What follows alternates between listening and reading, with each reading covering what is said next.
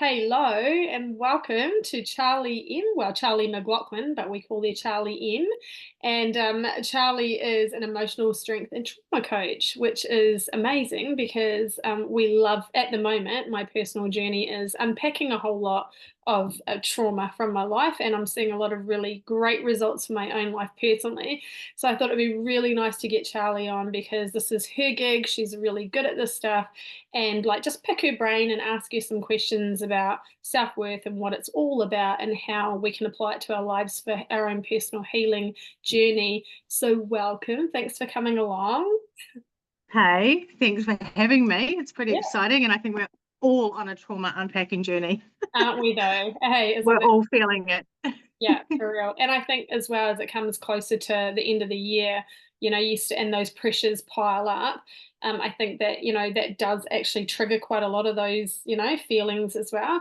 But let's just get Yeah. started. And I'm just going to ask you, what does self-worth actually mean? I think self-worth is a bit of it's a journey people need to go on. I don't think it's like a find a page in the dictionary and hope for the best.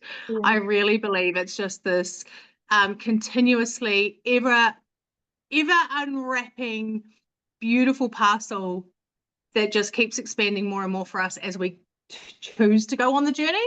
mm, Self-worth is really the value that we see in others, the value and worth that we place on other people, particularly as women, so many of us mothers, the way that we so naturally give that honor and worth to others. It's actually realizing that we have it too, and that's not the normal default thinking out mm. there. Normally it's the give, give, give, give, give, Yeah, and figure out how to survive. But yeah. then when we reframe it and we realize, holy moly, I'm worthy of this too, like, yeah, it's that inner knowing, that inner acceptance that I'm worthy exactly as I am, Mm, here and now, today, in this moment, and mm. always. And so when you have good self-worth, just describe to me what it looks like if, as a person, as a woman, let's say in our 30 plus plus plus age group, what does it look like to be a woman with good self-worth? It's such a beautiful question. I think it's one of those kind of iceberg metaphors, like if we've got self-worth here, again, it's not just a one and done. It's not just a quick, easy answer. It's loaded and filled with all of these beautiful things that all end up being pieces of the puzzle. Self-compassion is a really big part of self-worth. It's about knowing that we are allowed to hold, again, the same compassion that we would give to others, confidence, not just in who we are and how we look and what we do. It's kind of understanding that I exist, full stop. Therefore, by default, I have worth. I Mm, don't have to earn it. I don't have to strive for it. I don't have to hustle for it. I don't have to have numbers in my bank account. I don't have to have degrees. I don't have to have so many children. I don't have to have my shit together. I don't have to oh, be a certain size. I don't have to have all of the things. I exist, therefore I'm worthy. oh, And so when we start to realize all the things that we're worthy of, like this kind of beautiful inner knowing kind of shines. It could look a little bit like confidence.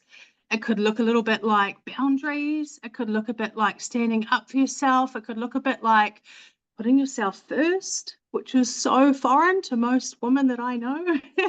and that I work with. It Mm, could look like, and not like putting yourself first in this hustle, I'm going to do it first because give it to me first and everyone else suffers. It's about realizing, well, I have all of this to love and serve and give to, let's say, my family or my family group or my friend group or my community.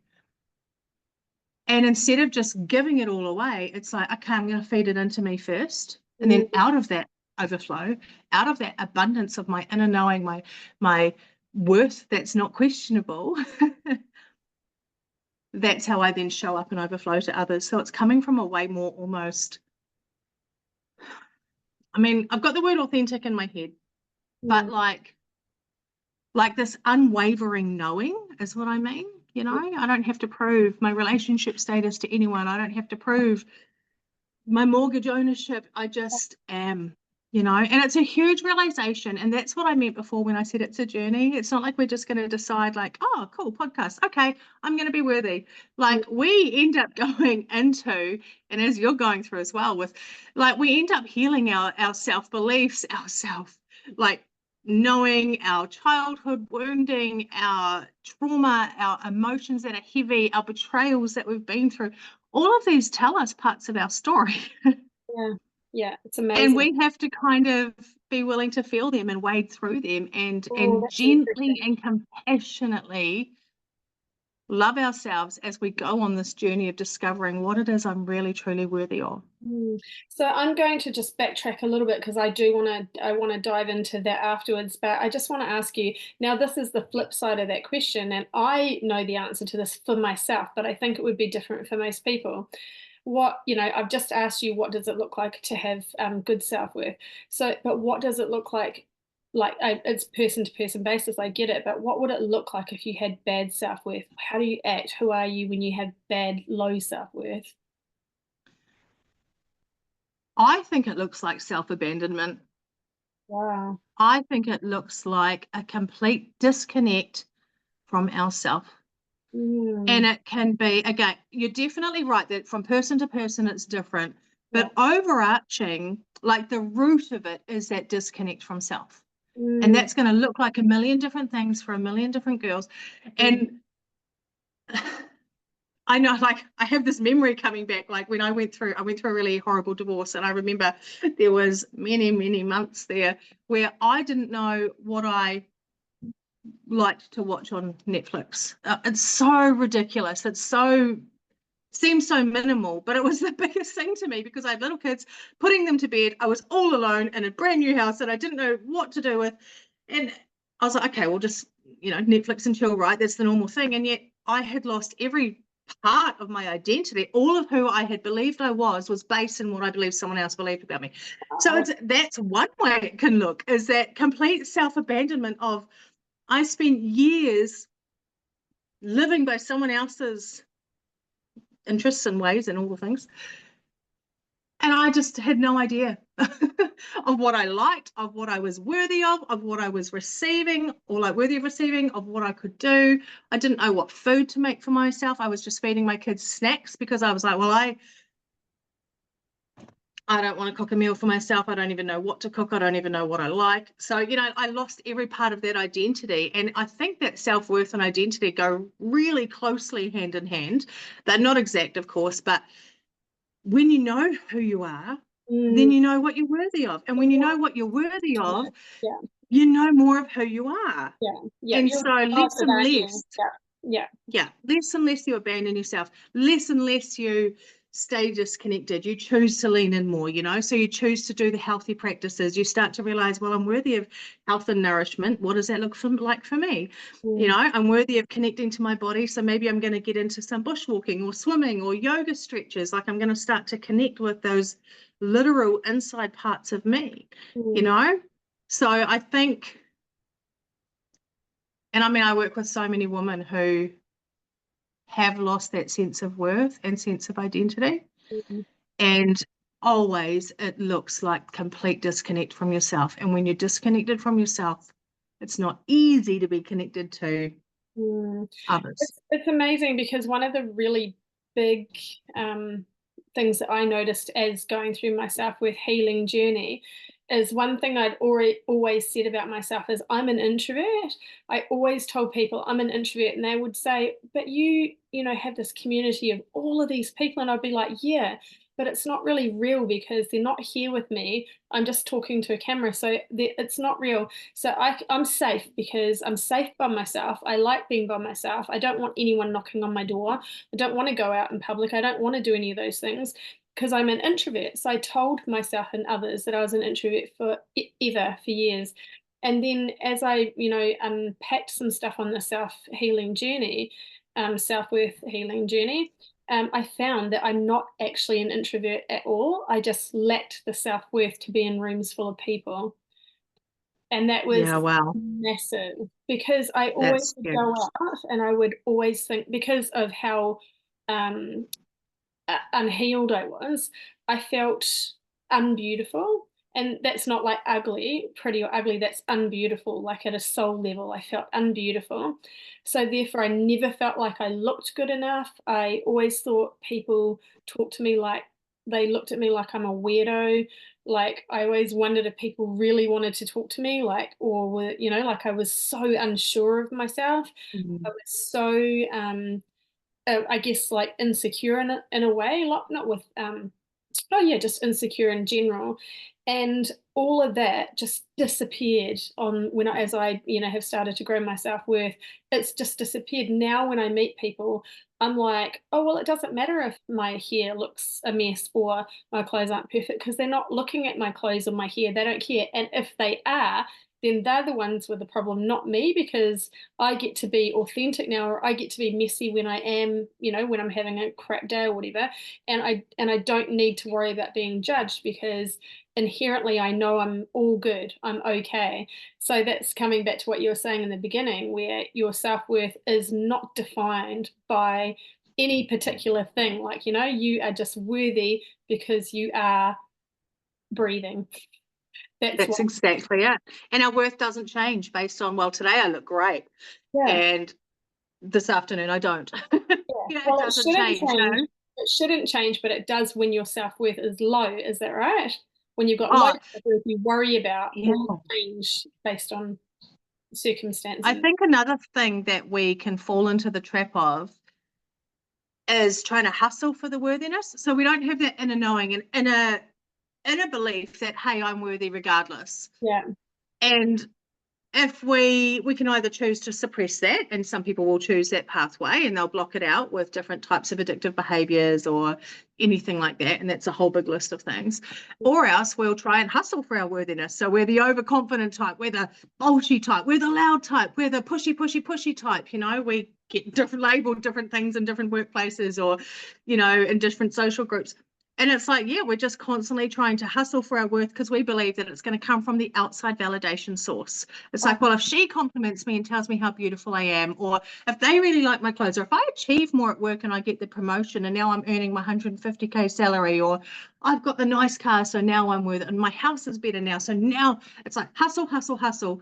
Mm, And yet we're still disconnected from ourselves because we're still not willing to be connected to who we truly are and love us for who we truly are.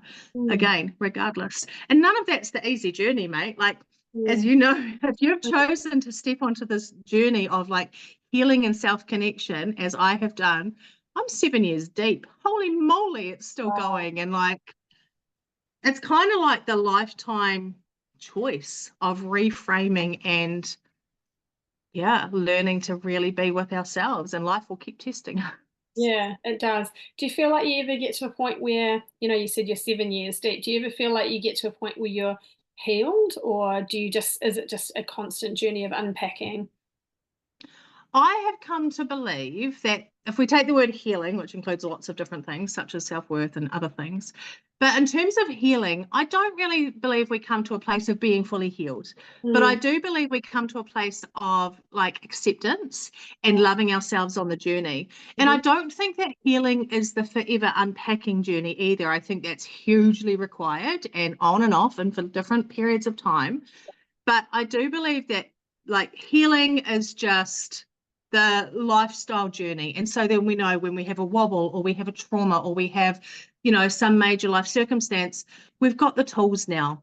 We've got the safety, the inner safety, we've got the things to lean on, the strategies, the communities to lean into. We know that when something is big and hard, we're familiar with feeling our feelings now. We're Mm, not trying to avoid or hustle or suppress. We choose to honor it and say, okay, cool, carrying on, yeah. as opposed to So, saying, oh, yep, I'm healed. And then shit happens and we're like, oh, fuck, and I'm not realize healed you're again. And not. Yeah. So, yeah, what does that actually mean? Like, so you're feeling your feelings. What part, like, how does that look like in healing? Like feeling your feelings, that's all good. Like you sit there and you feel, whatever. What emotion would you feel? Like anger or whatever, angry about your breakup, maybe whatever your relationship breakup. And then what do? Sit there and feel angry, or like what does it look like? How do you unpack that? Because you said sit and feel your feelings, but what do? Just sit there and feel your feelings and then it heals you? That can't be it, eh? Like what do you do? How do you get the healing part? So in terms of the, like feeling the feelings, it's like a full acknowledgement of whatever the frick I'm feeling, and it could be a lot of things. Mm. It's likely to be a lot of things. It's never just a one-off. Yeah. And I guess the second we bring acknowledgement and validation into that is a huge first step, because so many people don't. It's so uncomfortable to feel anger, especially when there's no justice. Mm. Okay. And you and I Mm. both, we've Yeah, we talked do know that. privately, we're going through non-justice. Like we know the feelings, right? Yeah. And then we're shamed by it, by the systems or by other people who don't understand. And then we are, rejected by certain things. And then we're like, has other effects, so we're sad, and it just kind of goes. And where do we put that? So a Mm. lot of people will try. It's such an uncomfortable, infuriating, hurtful feeling that we don't want to freaking feel. So a Yeah. lot of people will reject that, and will reject that with things like alcohol or smoking drugs or over exercising, overeating, whatever it is, because those things are distracting and moving us from that. So yeah, Mm. the art of feeling your feelings really truly is about being able to go, holy fuck, I'm so angry right now. Mm. Mm. And it might be, I teach a lot of my clients and I run groups for women, and I teach a lot of them about feel your feelings, and let's do this practically. So, okay, I know that I'm feeling anger. Where am I feeling anger? Mm. I'm actually feeling it in my heart rate's going up. I'm Mm. feeling it in the tension in my neck. Yeah. I'm feeling it in my back pain. Yeah. I'm feeling it in my exhaustion because I'm not sleeping. So, we're actually bringing the emotions to Mm. life and giving them a frickin' place. And Mm. through that process, what we're doing is we're allowing the emotions to be real Mm. and to process, which is a Mm. part of the healing journey. So we are allowing our feelings to actually process through us. And what does Okay. And that that mean? does, Screaming and crying or punching a punching bag? What does it mean to yeah. process? Okay, those sorts of things. For some people they sit that, and I have encouraged people to sit down and have a cup of tea, or to sit down and actually doodle and like let your body sit in it. And again, it's uncomfortable. Mm. I often like let people know in advance, this isn't the easy choice, but it is the brave choice. Mm. And every single time without fail is like, okay, a few minutes later, I do notice I feel different. The heart rates come down, the headache isn't thumping so much. Okay, I can stretch and breathe, and then we'll go and do our grounding tools and that sort of thing. But also, absolutely, yes, if you're angry, for an example, go to a freaking boxing bag or go for a run, or Mm. even like putting your arms outstretched and leaning really hard into a wall. It's putting a force energy through your body, and it's allowing the emotions to process again. So, Amazing. yeah, Yeah. yeah, So yeah, I'll give you like an example of what I did over like probably actually 20 years because I hadn't addressed I didn't even know that I had self-worth issues and I didn't know I had trauma. Oh, I did, but I just didn't understand it. So yeah. one thing that I did, and I taught my kids this as well because I'm a bad mum. No, I'm not. I just was an unhealed mum. Like Probably a good one. I said don't listen to sad songs. Don't listen to love songs because if you're happy, they'll make you sad. And if you're sad, they'll make you probably feel like you want to do something bad to yourself. I literally told my kids, don't listen to love songs. And now, after, this part of my journey that I'm at now, obviously not all the way there yet, I'm listening to love songs and going, oh, like this is a whole new world. This is like and I get to like listen to it and feel it and enjoy it rather than like be scared of it and shy away from it because I didn't want to feel sad. I didn't want to cry. And I literally hadn't cried for probably most part of 10 years. So Yeah. that's quite big. That's hiding from healing and that's hiding from Yeah, I think that's a really good example of what we're saying about how we try to suppress it through whatever means. yeah. That's exactly it. It's like, I don't want to feel that feeling, so do not listen to that music, you know? Yeah, yeah. Yeah. And then my other one was like the overachiever thing. It's like, um, I could never just sit and be comfortable with anything that I achieved. I always, and even my daughter who had actually the one who got me onto the self-worth or the healing journey, I told her it's so crazy that every time I learn something, I'm like, I don't just receive it for myself and go, oh, that was for me, that was for my healing. I go, oh, I've got to go tell my 30 plus girls. I need them to know this. Beautiful. But like it's beautiful because you want to share it. Yeah, But it's also like I'm never like letting myself just heal because I'm always wanting other people to not feel pain. So yeah, I think a part of this bit that I'm up to right now is that I'm letting myself process things and really, like you said, sit in things and then letting feelings come out in all different ways. And then when yeah, I feel peace, once I feel peace, then I'm like, oh, now I want to share this because I yeah, feel yeah, like I've got something to share now rather than just, projecting the healing that I should be having onto other people so they can have it. So, and I think that actually, as you're explaining this to me, so this makes sense now, it's even my lack of self-worth that won't allow me to have the process of healing because I want other people to have it. It's a self-worth thing as well because you want other people rather than yourself. You don't feel completely worthy of that piece, but you want other yeah, people. So you've just yeah. explained it to me, and literally that has just been right now a revelation.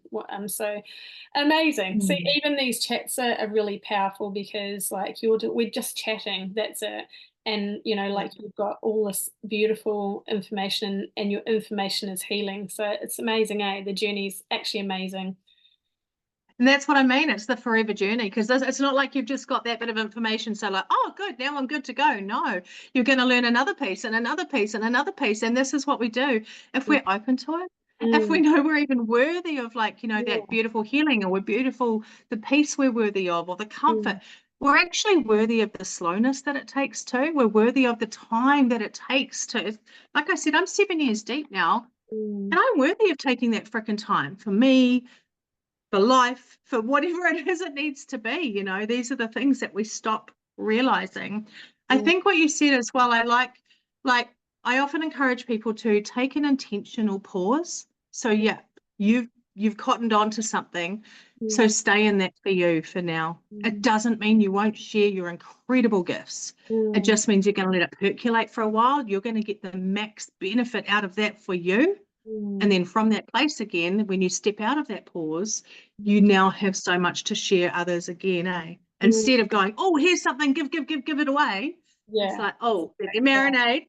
yeah. Not even Let me realizing that. juice in it. Yeah, exactly. Let it be for me. Let it be for me. Yeah, And I am actually accepting that now, on this journey that it's my time. I keep saying it's my time. So I've closed some doors that the self-worth healing has helped me to see were um unhealthy things in my life. Not necessarily bad things, but just not things that would be congruent to continuing on a journey upwards. And so I've literally closed some doors that I didn't even know were not good for me. I just was plodding along because I was yeah, unhealed. So closing those doors, the most amazing thing has happened, and that is, and I this feels so cliche, because I hear people say, close the doors and opportunities will come. And again, yeah, that's so cliche sounding, but literally, I closed particular mm, doors and the opportunities or the things that came out of that have blown my absolute mind. Like it yeah, almost felt like a spiritual transaction happened where I closed something and then all the junk in the spiritual realm went that mm, way, and then all it opened all up this beautiful energy beautiful. Yeah, and really, really good things. And yeah, so this journey is not, it's so like people say, healing's not linear. It's not only not linear, it's out of this world how yeah, absolutely. life can change just by taking these small steps. Because, I'm only like a tiny way there, and I can't even believe how much my life has changed and is changing. Tell me though, where does self-worth like get fractured? Does that happen in your childhood, or does it happen any time in your life? And or do you, like, if you've got a good childhood and you've built up good resilience, if something happens, do you still have self-worth problems, or is it because you've had low self-worth as a child that you don't have the resilience to get through things, and so it fractures your self-worth as you age? So how does it work? Where does it It's a start? good question too. I don't think there's any particular I don't think it's necessarily a this or a that. I think it can be both, and both can affect each other.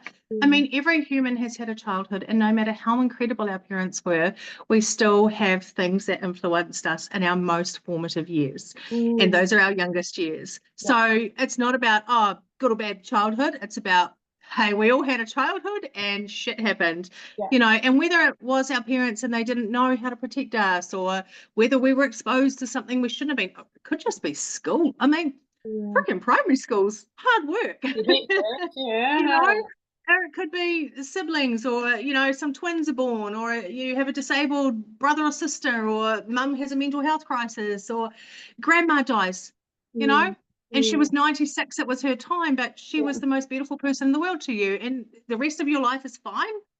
Yeah. But grandma died, you know, so it really can be anything that feeds into our childhood. So it doesn't always have to be a moment. But in terms of like traveling through life as well, like things can happen. We can get into a dodgy relationship. We can, again, be exposed to something in high school. A university professor can actually start to speak to us really shit, or a boss can start to be a real micromanager and make us really question what we contribute. So, you know, anything can lump on to our self-worth and just chip away at it slowly. Society in general, going through the family courts, that'll freaking do it to anyone. I can promise you that. You know, lawyers and all those things. So like, I think, so all these things can chip away at us, right? But yeah, it's about that inner knowing. If we've had that excellent foundation, we know how to hit that pause button, go and ground ourselves, go and be compassionate with ourselves, go and come back to a place that really connects us to ourselves and builds safety. And then we've got that worth.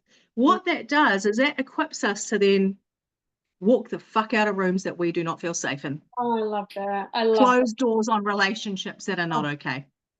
Hey, like it puts us in a position to have boundaries with a shitty boss, or an alcoholic parent, or any scenario in the world. So I think that at any stage you can do the self-worth work, sorry. And I think that, yeah, if you go into a good therapy or coach or something like that, if that's what you want to do, they likely will take you back to places in your childhood of where this may have happened. But I don't believe that everybody needs to go and dig through their childhood to point fingers or to blame. It's like, okay, so this happened. This is who I am. And this is how I'm going to love myself and show myself my worth now. Embracing my full journey. Yeah, because actually I was just talking to a friend yesterday, and we were talking about how actually the journey is what has really made us who we are. And the journey, my personal journey, has been rough, and like lots of people's journey has been rough. And I wouldn't want to go back and relive that journey by any stretch of the imagination. I couldn't imagine having to go through it again, but I'm so happy that I did go through it, because I'm the person that I am is because of all the horrible stuff. And it's more the horrible stuff that I've been through that's actually made me the person I am, rather than, having the sweet life. If I'd had the sweet life, which I wanted, I just don't think I'd have the empathy that I have for people now. So it's like, and you wouldn't be the parent that you are, and you wouldn't create the communities that you've created, and you wouldn't have the impact or meet the people, like this is the reality. If we'd had it different, well, different never existed. So that's a lot of wasted energy, eh? Amazing, eh? So really what we need to know is, from as early as possible, if possible, to learn some practical steps to bringing ourselves back to what is my worth. So what would be some practical guidelines that you could think of that would be like, would it be like reading affirmations to yourself, or would it be like just remembering, or just saying who you are, just because, like you said, you're worthy, just because you're alive and you're breathing? Like, where would you take someone back to as a first step to start thinking about who they are inherently, so that whenever they trip up along the way, they can just come back to that information. This is who I am. This is who I really am. So one particular place people could start is a little bit of self-reflection and looking at all the ways that they do give already. How do they give? Who are they supporting? How are they loving? I'm seeing a lot of posts online in some of the women's groups I'm in, about like some women are starting to feel anxious because they do all this work at Christmas time and no one gives anything back and they don't get any presents and they go to all this effort and, and I'm like, okay, so let's dial that back in. And I have been commenting some of this and it's like, okay, so you're giving this, you're giving that, what matters to you? What part of that can you actually give to yourself first? Love, support, encouragement, physical, practical things, resources, baking, whatever it is that you have to give others. If you're the perfectionist at work or you're the pulling extra hours, who is that for? Yeah. How is that supported? Okay, great. So you're an amazing, compassionate, giving person. Cool. How can we actually what does this look like for you? And it gets really uncomfortable for women because they're like, well, I'm not going to go and buy myself something, or I'm not going to do that for me, or it's uncomfortable to feel that way. Yeah. Okay, so that's one place that I would start, is the self-reflection of where are you giving, what are you giving, and how can you make it look like this back for you first. The second, another way that I would do this is the stuff that personally I had to do. For me, I just came up with this on my own one day. I think when I was driving is a really good like mental download place for me, Yeah. And every time I wanted something, I literally had to tell myself, I'm worthy of this. Wow. So it is. And yeah. Wow. and I literally would put my hand on my heart, and I still do. Like, I'm like, okay, and I breathe. I go, okay, I'm actually worthy of having that. And it might be that I'm worthy of the time it takes to run a bath for myself, because it's easier with two small children to jump in and out the shower when they're in bed. But no, I can teach them, okay, you're going to, watch TV or whatever it is. Mummy's going to have this, create this space, get them in on it too. And I started doing that so much. It was actually echoed back to me by my incredible tween daughter. And I think we were having a conversation about dinner, and it's like, what do you guys want? Just whatever you want, whatever. And my daughter goes to me, no, Mum, what do you want? Because your needs are important too. Wow. And I was like, what? Wow. What? Wow. So you're teaching them, far out. And that's what I mean by, like, when we do this for ourselves, it overflows into the people we love, the people that we show up for. So I have this young teenage daughter who knows these truths, and I pray it sticks through her years coming, because we all know teens and 20s isn't easy. And it's like, yeah, that's right. If I can think of somebody else as, hey, no, you're actually worthy of having this thing that you enjoy, or that brings you some pleasure or comfort or whatever. Sorry, I'm just. And then remember, I'm worthy too. Keep talking. I'm just getting some water. I'm having a coughing fit. You're worthy of some water. Take your But yeah, those are the places that I tend to start. And really, truly letting people know that it doesn't matter how seemingly trivial the thing is, you're worthy of it. You're allowed to have a day off, and sick leave is there for a reason. You don't owe anybody favors. Your boss, at the end of the day, whatever. Yeah, it doesn't. You haven't tomorrow, done anything. Replace you tomorrow. So if instantly. No, I love that you've said that, because you know what, I've never thought of it like that. My daughter, my oldest daughter, she is her love language is gifts. So she likes to give, but she also buys herself things all the time. She has bags and bags and bags and bags of clothes, and she just biffs things out. So no real value. She just likes buying herself things. I am the absolute opposite of that. Like, I always make sure everyone else has what they want, and I don't buy myself something unless everybody else has everything that they need. So yeah, that's definitely a self-worth thing, like putting everybody else way far and above. Especially mums, right? They'll spend $400 on their kids for Christmas, but they won't buy themselves $30 shoes from Kmart. It's such a mum vibe. It's But also, this isn't to say, okay, girls, go and get your credit card out and spend, baby, because you're also worthy of having healthy budgets that make you feel safe and like you've got enough there in case of emergency. You're also worthy of having good quality shoes. So put the $30 shoes from Kmart down, invest in a pair of $250 shoes if that's what you need right now, because it's good quality, they're going to keep you safe, it's going to whatever. And I mean, if you're the type to be going out and spending up large and whatever, then actually look at what's driving that too, and actually be like, okay, well, what is it? I'm worthy of savings. I'm worthy of not having debt. I'm worthy, so it's like, it's the individual journey, and how it looks and how it needs to be for others. Oh, it's absolutely amazing. This topic is just ongoing. It's unending, eh? It's like you could just literally It talk is, about all because it's the different areas. ongoing journey, right? Absolutely is. So I was thinking about Yeah. the whole, society. How does it work where society puts pressure on you? Um, you know, yeah, and it puts you in that category of feeling like you're not worthy because, you're not skinny enough, you're not pretty enough, you're not enough, you're just not enough. Yeah. What does that look like? Yeah. Does everybody end up getting that attached to them because society's so fickle now? Or again, is that about coming back to I I do believe that, yeah, we're so groomed to have those beliefs. I do. The media for decades now has been doing that to us, mm, and it's influenced us beyond what we even think it's influenced us. It's mm, powerful. So mm, I absolutely do believe that we are all victims of that.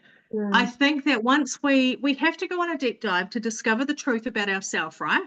yeah. But then, like you said before, you closed some doors. Like, we have to be brave enough to Mm, also put ourselves in communities that echo our own values and our truth back to us. oh, Sometimes that means we have to leave uncomfortable relationships. yeah. Sometimes that means we have to put boundaries in with our parents. And that's Mm, fucking hard. yeah. This isn't the easy choice, it's the Yeah. brave choice. Yeah, You know, exactly. and sometimes it means we have to delete things we're subscribed to, and we have to get accountability buddies, and we have to join groups that echo back what it means to be an empowered woman, not just a side piece, whatever it is. Like, it's not just about the mental game and challenging our beliefs and choosing to heal. Now we've got to action that. Is Mm, my mm, partner reflecting this back to me? Are mm, my children, the way they're treating me, reflecting that back to me? Or do we need to actually change the culture of our home? Do I wow. need to leave my workplace? Because if my workplace is bullying and controlling, and I'm operating out of a place of resentment and scarcity, okay, I'm going to have to make a really brave choice here. Mm, Yeah. gosh. All right. That's So gosh, we've even got to that's a have big that. question, eh? Yeah, it's got to go back to us, and we've got to be brave enough to put ourselves in new communities. So yes, the media is always going to influence us. Facebook's always going to, it's designed to lure us in. So Mm, it's doing its job. So mm, we have to be brave enough to think, okay, what are the powerful conversations I need to have? What are the environments I need to put myself in? What accountability buddies do I need to have? mm. How am I going I to do like this? I I'm like going to that do idea it. of accountability buddies, and it's the second time I've heard that in 2 days now, so it must be for me. I literally, yeah, those light bulb moments. Yeah, I think that I'm too scared to tell people things because I don't actually want to be held accountable. I do want to go through the journey, and if I make it, I'll let people know, and if I don't, then I don't have to tell anybody because then I don't have to worry that I failed, and that's a self-worth thing. So. Yeah, exactly. Failure. It is. You're a Yeah. failure. Yeah, totally. This honestly, we could just go on and we could just have this chat that goes forever. But what we'll do is, so just to let everyone know who's listening right now, Charlie's actually going to be talking a little bit into our group, into our newsletters, and she's going to be giving some of her expertise in there. So if you've got some particular questions that you want answered, or you want to follow Charlie on any of her social media or website and all that sort of thing, we're going to put some links up so you can contact her directly. But also, just let us know where they can find you, what kinds of packages you have available, or what kind of help you offer to people. Awesome. Thank you. I am one of those people who has like an octopus hat at this point. I do a couple of things. But yeah, Charlie Mclauchlan, and I'm Googleable. My website is just charliemclauchlan.com. Facebook, Charlie Mclauchlan, emotional strength and trauma coach. Instagram is the same, emotional strength and trauma coach. LinkedIn. But so I do offer some one-on-one coaching with anybody. I do work with all ages. I have an experienced background with youth as well, so I do have the privilege of all ages and all genders. Mhm. I also offer professional supervision for the social sector, because that's all trauma-informed practice, which is another thing that I am really passionate about. So I offer trauma-informed practice training workshops to organisations, And then for women, I run a small course called Emerge, and that's just an 8-week journey where we actually go through 8 independent topics. Mm. Some things are like values and self-compassion, identity, that sort of thing, but self-worth is actually one of our topics. So it's definitely one of our topics that we dive into. Yeah, but socials is just the easiest way to connect, and then you can see and hear about all the things I offer along the way. That's amazing. I think Emerge sounds really, really good and really powerful. And I think that actually what I've realized just from accidentally venturing into the self-worth journey myself, and from accidentally, really it feels like accidentally, having all this profound healing happen and seeing such incredible life changes that are so positive in so many ways. I'm like, we all need this help. We all need it. And I would not Yeah, have known where to start, where to go looking for this. I didn't even know I needed it. I knew that I'd had brokenness. mm, I just didn't know I needed healing. So the thing is that I think this is amazing and this is powerful, to have a course where they can just literally go through in 8 weeks, and it could just be the yeah, beginning of a lifetime journey. But yeah, hey, it's a place to start, right? So yeah. thank you so much for Beautiful. coming along. I really value your time and I absolutely value your expertise. You're amazing, and I think it's a great work that you do. And yeah, so thank you so very much for coming along. And yeah, we'll put your links up, and we will all Thank talk to you you. soon. Beautiful. My pleasure completely. Thank you. Awesome.